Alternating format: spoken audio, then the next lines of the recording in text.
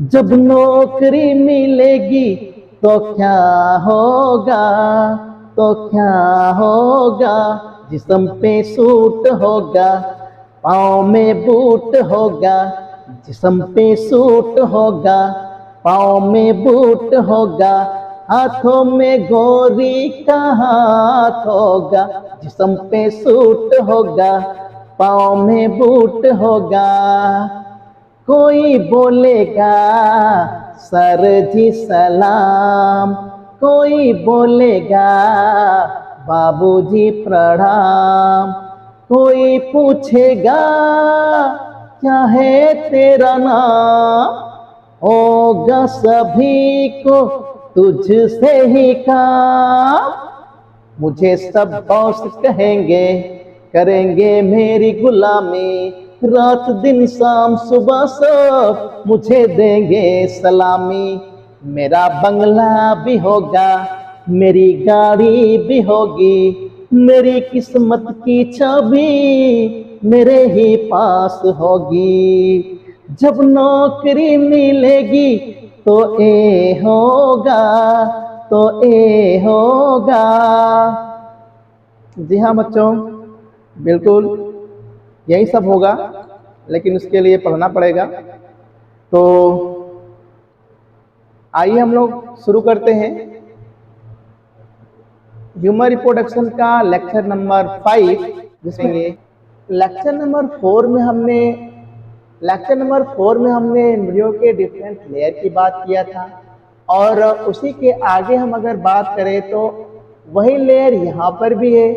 अगर देखो तो ये जो लेयर है एम्ब्रियो की एक्टोडर्म है, बीच में जो लेयर है वो एम्ब्रियो की मेसोडर्म है, और ये जो है यह एंडोडर्म है। ये मेन पार्ट है एम्ब्रियो का। इसके डार्सल साइड में जो कैविटी बनी है उसको एमनियोटिक कैविटी कहते हैं। और इस कैविटी में जो है वो एमनियोटिक फ्लूइड भरा हुआ है। अगर इसकी हम बात करें तो एमनियोटिक कैविटी के बीच में ये जो है वो कोरियन की लेयर है, कोरियोनिक कैविटी है।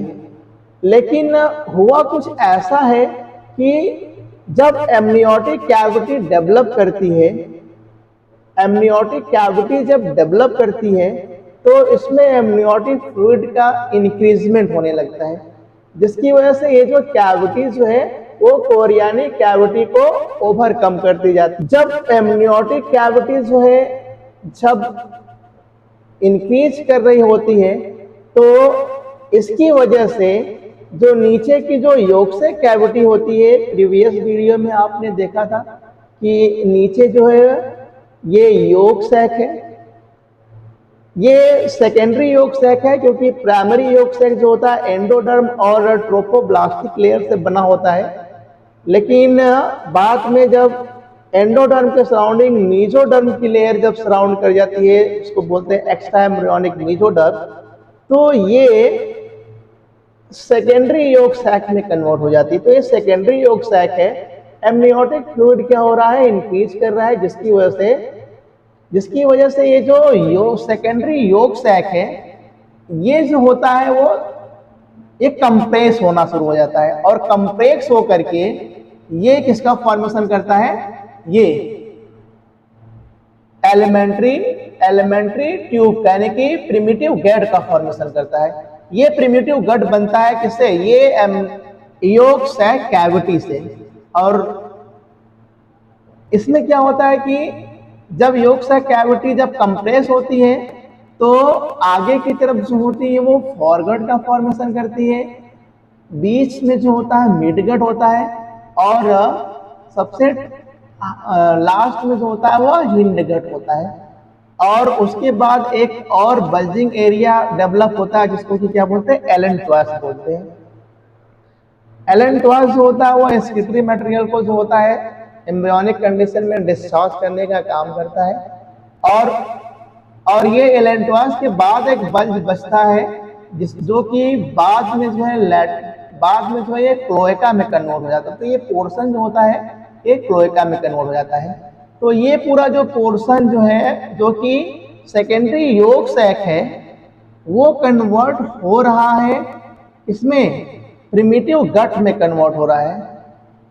और अगर हम इसके ऊपर की लेयर अगर मेसोडर्म की बात करें तो मेसोडर्म जो है वो सेंटर में दिखाए थे प्रीवियस क्लास में कि सेंटर में एक्सियल मेसोडर्म होता है या कॉर्डा मेसोडर्म होता है, जिससे कि नोटोकॉर्ड का फॉर्मेशन होता है।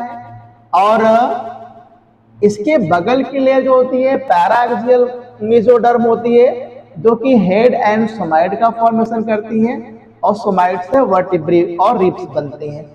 इसके बगल की जो मेसोडर्म होती है वो होती है इंटरमीडिएट मेसोडर्म, जो कि एक्चुअली जो होती है वो गोनैड एंड किडनी का फॉर्मेशन करती है। और लेटरल साइड में जो ये मेसोडर्म होती है, लेटरल साइड, ये एम्ब्रियो का लेटरल साइड है। तो लेटरल साइड में जो मेसोडर्म होती है उसको बोलते हैं लैटरल प्लेट मेसोडर्म, जो कि सोमैटिक लेयर में कन्वर्ट होती है और इस प्लांसनिक लेयर में कन्वर्ट होती है। तो सोमैटिक लेयर जो होती है ये तो जो है वो एमनियोटिक कैविटी को कवर करती है, लेकिन जो इस प्लांसिक लेयर होती है इससे हार्ट का ओरिजिन होता है, हार्ट का डेवलपमेंट होता है।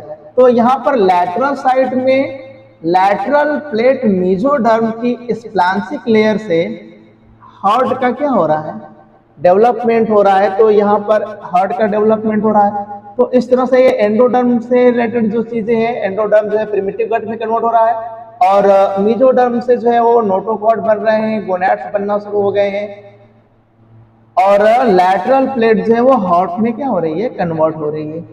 इसके ऊपर की अगर लेयर देखें तो यह है एक्टोडर्म की लेयर।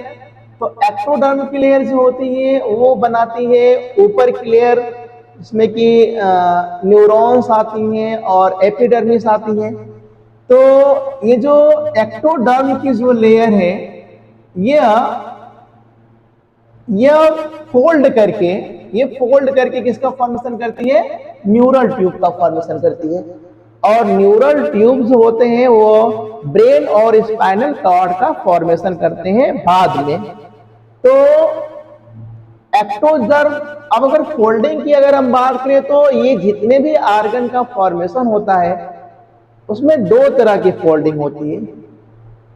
एक तो लैटरल फोल्डिंग होती है जिसकी वजह से ट्यूबुलर आर्गन का फॉर्मेशन होता है, जैसे कि ये जो एमनियोटिक कैविटी है या योगसैक कैविटी है या इंटेस्टाइन बाद में बनेगी या ट्यूबुलर कोई भी स्ट्रक्चर अगर हम लोगों की बॉडी में अगर बनता है तो वो जो है वो लैटरल फोल्डिंग का रिजल्ट होता है। और एक जो फोल्डिंग होती है इसको बोलते हैं क्रेनियम कॉर्डल फोल्डिंग।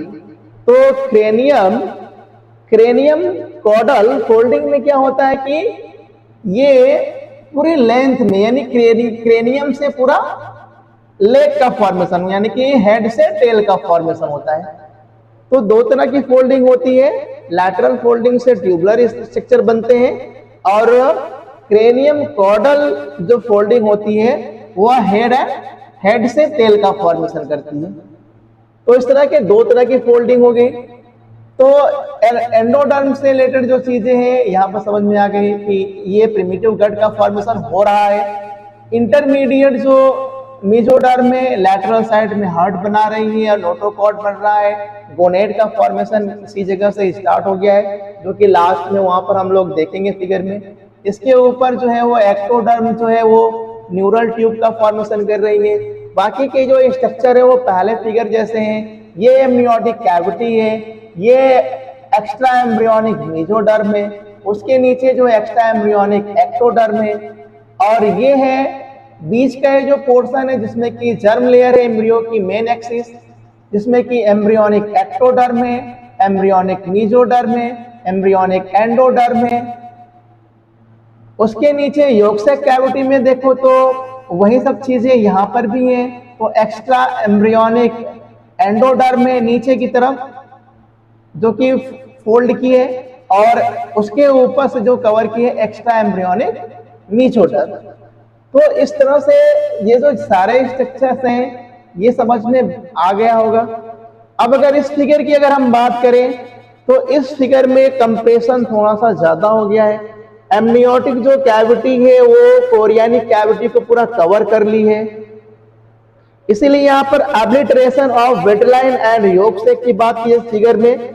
ऑब्लिटरेशन का मतलब होता है कि जब एक स्ट्रक्चर जो होता है दूसरे को जब कवर करता है तो जो चेंजेस आता है उसको, तो यहाँ पर विटलाइन और योक सैक में क्या चेंजेस उसको कौन कवर कर रहा है इसके बारे में ही इस फिगर में बताया गया है। पहले ही हम बता दिए कि एमनियोटिक कैविटी जो है वो ग्रो कर रही है, वो इंक्रीज कर रही है, इसके अंदर फ्लूइड भर रहा है, इसकी वजह से इसके ऊपर की जो कोरियानिक कैविटी है उसका ये इसको कवर कर लेती है। तो ये बीच में एम्ब्रियोनिक कैविटी कोरियानिक कैविटी को इस तरह से कवर कर लेती है कि बिल्कुल ऊपर की जो लेयर होती है, कोरियानिक जो लेयर होती है, वो एमनियोटिक लेयर से बिल्कुल जो होती है वो अटैच हो जाती है।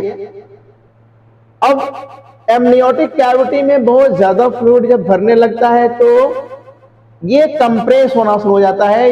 योक सैक जो सेकेंडरी योक सैक कैविटी है वो कंप्रेस होकर के जो है वो विटलाइन डक्ट का फॉर्मेशन करती है। और आप लोग देख रहे होंगे कि ये जो प्रिमिटिव गट है उसका डेवलपमेंट हो रहा है इस योक सैक कैविटी से। तो योक सैक कैविटी जो है वो कंप्रेस हो रही है और इधर विटलाइन डक्ट का फॉर्मेशन हो रहा है। यह योक सैक जो है वो विटलाइन डक्ट से बिल्कुल क्या हो रहा है, अलग हो रहा है। अगर यहाँ की अगर हम बात करें तो ये फॉरगेट है, ये मिड गट है, ये हाइंड गट है, ऊपर जैसा ही है ये स्ट्रक्चर एंडोडर्म का। और यहाँ पर जो ऑब्लिटरेशन हो रहा है वो यहाँ पर इसका फॉर्मेशन हो रहा है, विटलाइन डक्ट का फॉर्मेशन हो रहा है। बाकी की चीजें जो वो योक सैक जहां कहा तहां पर ही है। और ये जो न्यूरल ट्यूब है वो क्या कर रही है, ग्रो कर रही है। तो न्यूरल ट्यूब ग्रो करके जो है ब्रेन और स्पाइनल कॉर्ड का फॉर्मेशन करती है। तो इस तरह से यहाँ पर भी बाकी की मेम्ब्रेन उसी तरह से है। ये embryonic mesoderm, ectoderm, amniotic cavity, neural tube जो है और डेवलप हो रही है। ये एक्टोडर्म से डेवलप हुई है जो कि ब्रेन और स्पाइनल कॉर्ड का, मेजोडर्म भी डेवलप हो रहा है। और एक स्ट्रक्चर यहाँ पर और समझ में आ रहा है कि ये जो एमनियोटिक लेयर है यहां से और इधर एमनियोटिक लेयर है, बीच का ये जो रीजन है वो बाद में चल करके पूरा एम्बिलिकल कॉर्ड का फॉर्मेशन करता है।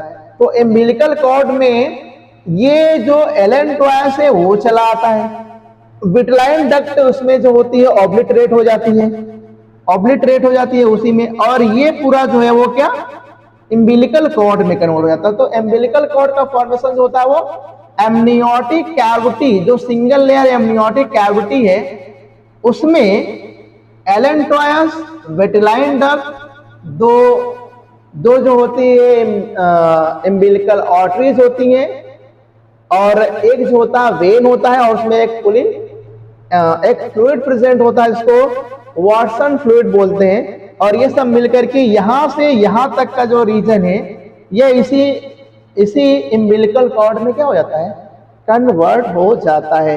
यहाँ पर भी नीचे जो है वो क्लोएका का फॉर्मेशन हो गया है। ये पूरा जो है वो गट में कन्वर्ट होने वाला है, यानी कि एलिमेंट्री कैनाल में कन्वर्ट होने वाला है।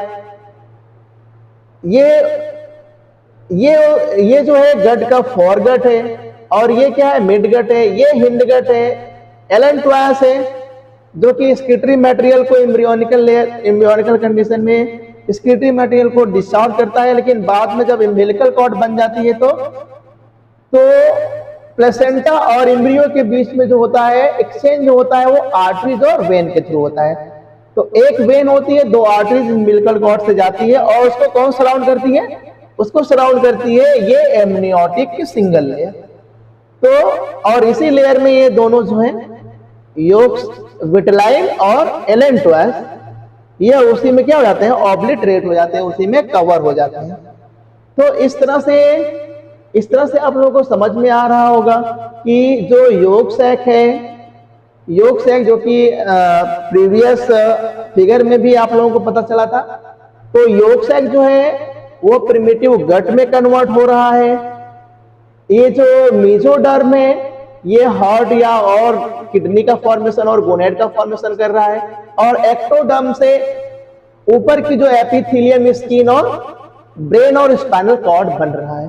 तो इस तरह से यहां पर भी अगर देखो तो ये जो लैटरल साइड में जो है वो हार्ट जो है वो डेवलप कर गया है, न्यूरल ट्यूब और डेवलप कर गई है, जिसकी वजह से ये इससे ये जो है वो और ज्यादा एडवांस हो गया है। अगर यहां से उस फिगर की अगर हम बात करें तो अगर यहां से अगर हम उस फिगर के में जाते हैं तो यहां पर अगर देखो तो ये जो प्रिमिटिव गट है, ये प्रिमिटिव गट जो है वो काफी क्या हो गया है, डेवलप हो गया है। और ये किससे डेवलप हुआ है, एंडोडर्म से डेवलप हुआ है। तो आइए यहां से हम लोग उधर चलते हैं।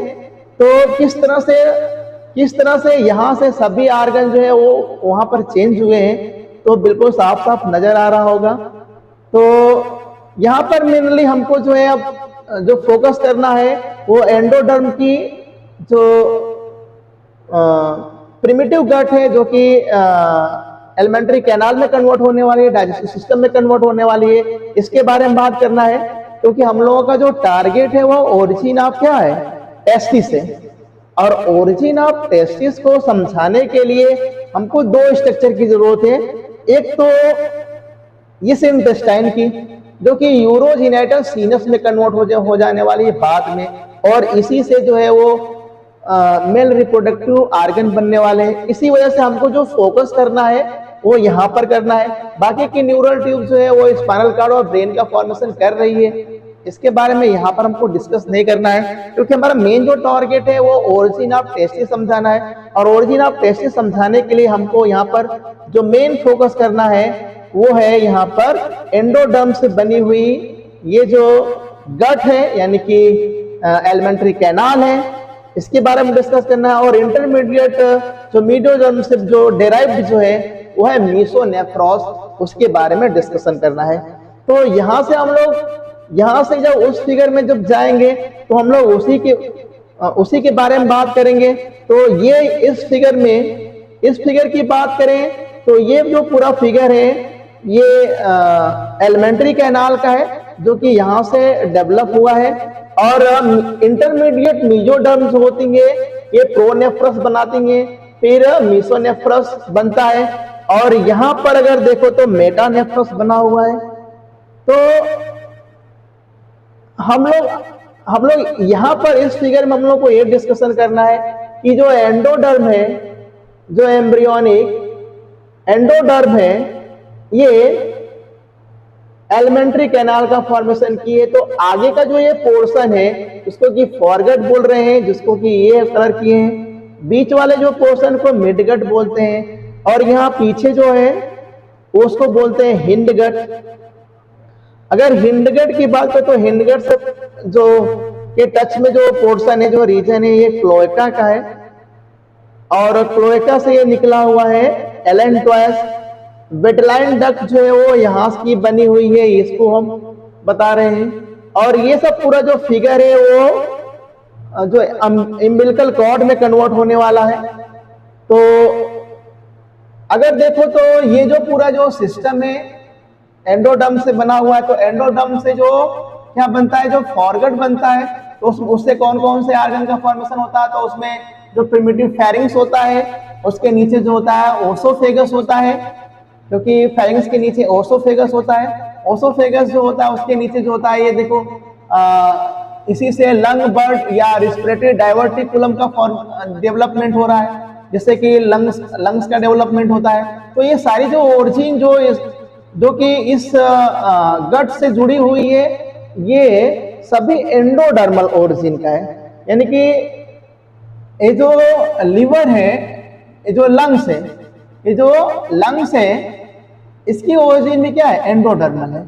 अगर देखो तो ये सभी फेरिंग्स है, स्टमक है, लीवर है, गॉल ब्लैडर है, पैंक्रियाज है, ये सभी जो होती हैं इनकी ओरिजिन जो होती है वो क्या होती है, एंडोडर्मल होती है, क्योंकि ये एंडोडर्मल और किस पोर्शन से होती है, फॉरगट से होती है।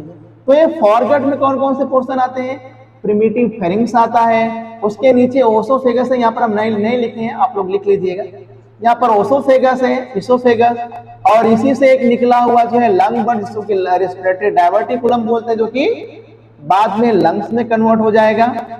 उसके नीचे जो है वो स्टमक वाला पोर्शन है, और इसी से सटा हुआ जो है लीवर और गॉल ब्लैडर की ट्यूब बनी हुई है, और उसके इस साइड में जो है पैंक्रियाज बना हुआ है। तो ये सभी जो है फॉरगट के मॉडिफाइड पार्ट हैं ये। तो यहाँ पर भी इनका इंपॉर्टेंस नहीं है, क्योंकि हमको यहाँ पर मेन जो दिखना है वो ये रेड वाला जो पोर्शन जो है इसके बारे में डिस्कस करना है, क्योंकि यही जो है वो क्या बाद में टेस्टिस में कन्वर्ट होने वाला है। तो हमको यही पे ज्यादा फोकस करना है। ये मिडगट वाला पोर्शन है, और मिडगट से हिंडगट है, और हिंडगट के बाद क्लोएका वाला पोर्शन है। ये जो फॉरगट है उसमें कौन कौन से जो ऑर्गन्स आते हैं, तो उससे प्रिमिटिव फेरिंग्स आता है, इसके नीचे जो है वो ओसोफेगस है, और ये जो है लंग्स का फॉर्मेशन होता है, इसको रेस्पिरेटरी डायवर्टिकुलम बोलते हैं। फॉरगट से है स्टमक का फॉर्मेशन होता है, और लिवर और गॉल ब्लैडर और पैंक्रियाज, ये सभी जो है वो फॉरगट से ही बनते हैं। और उसके नीचे जो है वो मिडगट है, जिससे जो है वेटलाइन डक्ट निकली होती है। वेटलाइन डक्ट की बात करें तो ये योग सैक से निकलता है, और योग सैक का बहुत इंपॉर्टेंट है कि अर्ली एम्ब्रियोनिकल कंडीशन में योग सैक ही एम्ब्रियो के अंदर जो है वो ब्लड का फॉर्मेशन करता है। तो अर्ली एम्ब्रियोनिक स्टेज में जो ब्लड फॉर्मेशन होता है वो योग सैक से होता है। बाद में जब फीटस कंडीशन आती है, जब जिसमें कि लीवर का जब डेवलपमेंट हो जाता है, तो ब्लड का फॉर्मेशन उसके बाद लीवर से स्टार्ट हो जाता है, और ये जो है बर्थ के समय तक चलता है। आफ्टर बर्थ जब बोन मैरो का जब डेवलपमेंट हो जाता है, तब जाकर के जो ब्लड का फॉर्मेशन जो होता है वो बोन मैरो से स्टार्ट हो जाता है। तो इस तरह से अर्ली एम्ब्रियोनिक कंडीशन में ब्लड फॉर्मेशन योग सैक से होता है। फीटल कंडीशन में जो होता है लीवर से होता है ब्लड का फॉर्मेशन।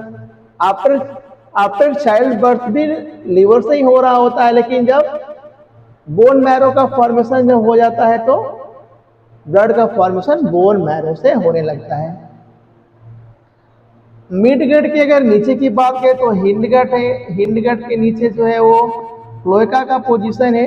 क्लोएका एक्चुअली वो स्ट्रक्चर्स होता है कि बहुत सारे जो जैसे बर्ड्स होती हैं तो उसमें जो एक्सक्रीशन का जो ट्यूब होती है और जो रिप्रोडक्टिव जो ट्यूब होती है वो एक ही ट्यूब काम करती है, एक ही ट्यूब के थ्रू होता है, उसको क्लोएका बोलते हैं।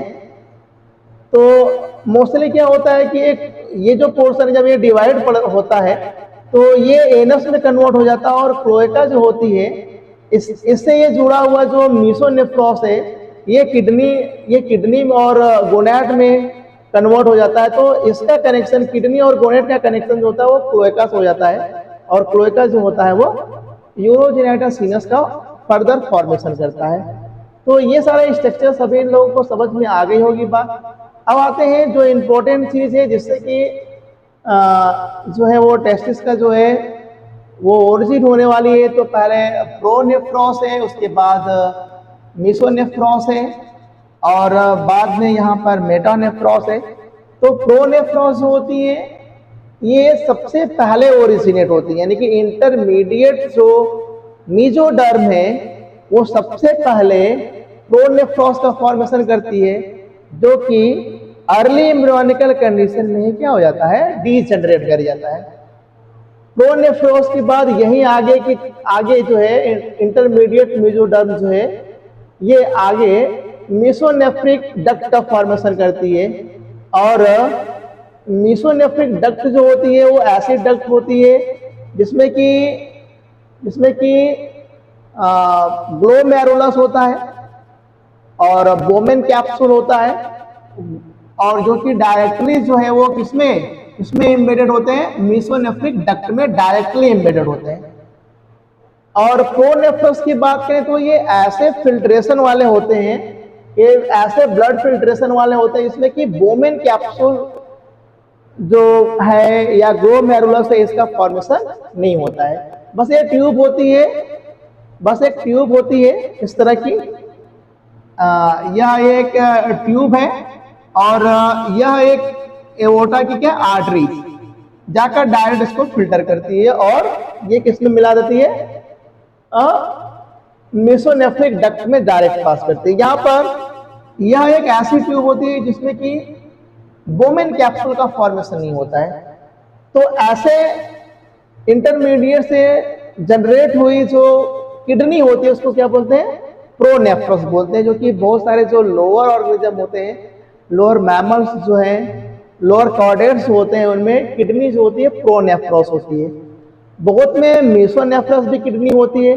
तो मेसोनेफ्रस में जो होता है वो क्या होता है कि यहाँ पर ट्यूब का फॉर्मेशन, मेसोनेफ्रिक ट्यूब्यूल्स बन जाते हैं। और मेसोनेफ्रिक ट्यूब्यूल्स क्या होते हैं कि इसमें बोमेन कैप्सूल का फॉर्मेशन हो जाता है। इसका फॉर्मेशन होता है इस तरह से, बोमेन कैप्सूल का फॉर्मेशन हो जाता है और ये डायरेक्टली जो होता है वो किसमें, मेसोनेफ्रिक डक्ट में डायरेक्टली खुलता है।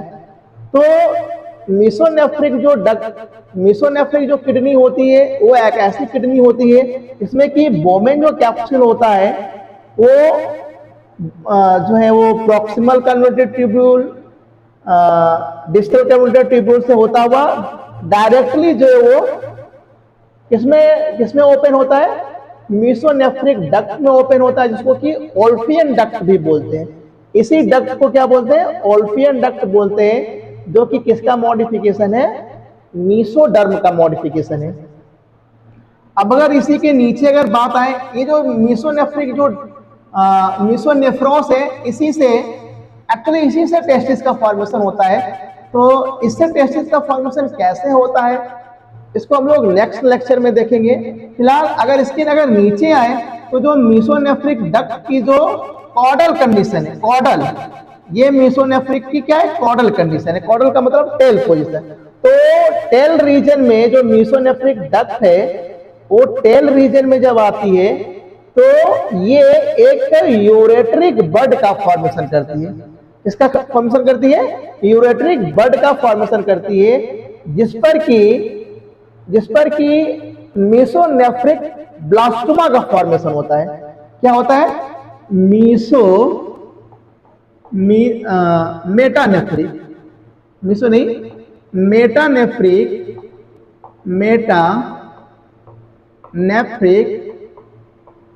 ब्लास्टोमा। अब ये मेटानेफ्रिक ब्लास्टोमा क्या होता है, तो ये मेसोनेफ्रिक की कॉडल कंडीशन है, टेल कंडीशन है, और उसी के नीचे जो है वो यूरेटिक बड बनता है, जो कि किसका फॉर्मेशन करता है, नीचे जो पेल्विक रीजन के नीचे जो है, पेल्विस के नीचे जो यूरेटर है, इसका फॉर्मेशन करता है। और जो इसके सराउंडिंग में जो ये बनता है स्ट्रक्चर, इसको कि मेटानेफ्रिक ब्लास्टोमा बोलते हैं। तो उसमें एक किडनी का जो कॉर्टेक्स रीजन होता है, मेडुला रीजन होता है, मेजर कैलिक्स होता है, माइनर कैलिक्स होता है, वो इसी में प्रेजेंट होता है। तो अगर हम नेफ्रॉन की बात करें तो नेफ्रॉन जो है वो डायरेक्टली जो होती है वो मेसोनेफ्रिक डक्ट से जो होती है वो नहीं ओपन अटैच होती है। अब उसमें क्या होता है कि जो बोमेन कैप्सूल होता है वो कन्वर्ट होता है प्रॉक्सिमल कन्वर्टेड ट्यूब्यूल में, वो उसके बाद असेंडिंग और डिसेंडिंग हेल्ले लूप होता है, प्रॉक्सिमल कन्वर्टेड ट्यूब्यूल होता है, उसके बाद कलेक्टिंग डक्ट होती है, और कलेक्टिंग डक्ट जो होती है वो जो है मेडुला में जो प्रेजेंट जो माइनर जो कैलिक्स होते हैं उसमें ओपन होता है, और माइनर कैलिक्स जो होता है वो मेजर कैलिक्स में जो होते हैं वो ओपन होते हैं, और जो मेजर कैलिक्स जो होते हैं वो किसमें ओपन होते हैं, वो पेल्विस रीजन में। अगर बात करें तो यहाँ पर ये देखा जा सकता है, तो ये जो कंडीशन है ये बोमेन कैप्सूल की कंडीशन है। यहाँ से ये प्रॉक्सिमल हो गया, ये हेनले हेनले लूप हो गया, यहाँ से ये डिस्टल हो गया, और ये यहाँ से कलेक्टिंग डक्ट हो गया। और कलेक्टिंग डक्ट जो होती है वो मेडुला में माइनर जो कैलिसेस होते हैं उसमें खुलती है। तो ये Bowman capsule, proximal, Henle, distal और कलेक्टिंग डक्ट, उसके बाद फिर जो होता है वो क्या, माइनर कैलिक्स होता है, माइनर कैलिक्स। उसके बाद मेजर कैलिक्स किडनी का आता है, मेजर कैलिक्स। और उसके बाद जो होता है वो पैल्विक होता है, और पैल्विक से जो खुलता है वो क्या है, यूरेटर। जो किडनी का जो यूरेटर होता है वो इसी से खुलता है, यूरेटर।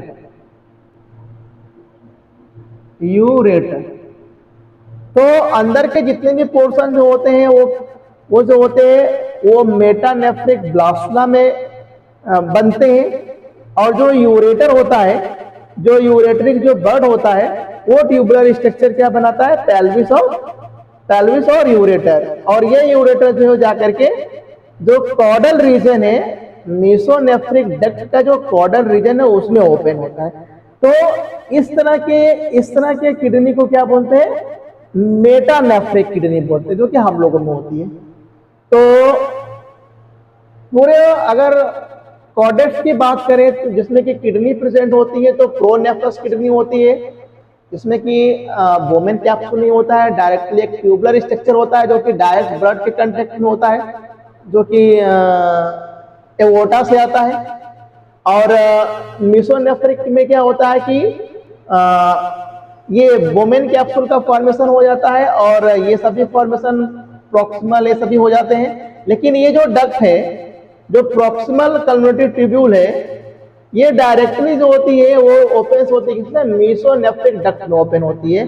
जबकि मेटानेफ्रिक डक्ट में क्या होता है कि ये कलेक्टिंग डक्ट में पहले कलेक्ट होती है, और ढेर सारी कलेक्टिंग डक्ट जो होती है वो मेजर कैलिक्स, माइनर कैलिक्स में जो है वो खुलती है। माइनर कैलिक्स जो है वो मेजर कैलिक्स में खुलता है, और मेजर जो होता है पेल्विस में खुलता है, और पेल्विस जो है यूरेटर जो होता है तब जाकर के ये मेसोनेफ्रिक डक्ट से क्या होती है, कनेक्ट होती है। तो इस तरह से यहाँ पर किडनी का क्या हो रहा है, ओरिजिन हुआ। तो किडनी की ओरिजिन जो होती है वो यहाँ पर मेसोडर्मल होती है, यानी कि इंटरमीडिएट मेसोडर्मल होती है। और ये जो ओल्फियन डक्ट होती है आकर के ये क्लोएका, यानी कि जो हिंड गट का जो पोर्शन होता है उसी में क्या हो जाती है, ये उसी में एम्बेडेड हो जाती है। तो यहाँ तक की जो सारी सिचुएशन है सभी लोगों को समझ में आ गया कि प्रोनेफ्रॉस क्या होता है, मेसोनेफ्रॉस क्या होता है। एक्चुअली ये जो होता है मेसोनेफ्रॉस जो होता है वो टेस्टिस का फॉर्मेशन करता है। तो मेसोनेफ्रॉस से टेस्टिस का फॉर्मेशन या ओवरी का फॉर्मेशन कैसे होता है, इसे हम जो है वो नेक्स्ट जो वीडियो है उसमें फिगर के साथ उसको समझेंगे। तो आज के लिए जो है वो इतना ही। और आशा करते हैं कि ये सभी जो मैटर है वो सभी लोगों को समझ में आ गई होगी। अगर कोई प्रॉब्लम है, कहीं पर समझने में अगर कोई दिक्कत है, तो अगर कोई क्वेरी है तो कमेंट के थ्रू जो है वो कर सकते हैं। और लास्टली जो है वो जेंटली जो है हम रिक्वेस्ट करते हैं कि अगर वीडियो पसंद आई हो तो लाइक जरूर कर दें, और बेल आइकन को प्रेस करके चैनल को सब्सक्राइब कर लीजिए, ताकि इस तरह के वीडियो जो है सिक्वेंसली वीडियो हम लोग अपलोड करते हैं। ह्यूमन रिप्रोडक्शन के सिक्वेंसली वीडियो अपलोड हो रहे हैं।